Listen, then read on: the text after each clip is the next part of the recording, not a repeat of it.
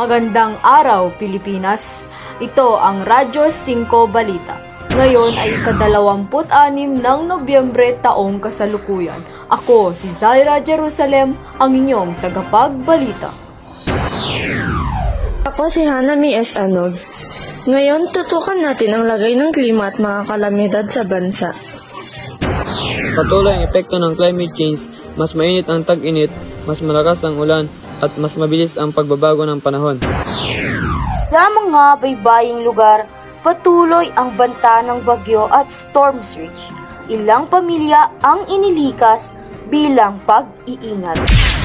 Sa syudad, mabilis ang pagbaha tuwing malakas ang ulan dahil sa baradong kanal at mababang lugar. Sa kabundukan naman, nananatiling mataas ang panganib ng landslide kapag tuloy-tuloy ang pag-ulan.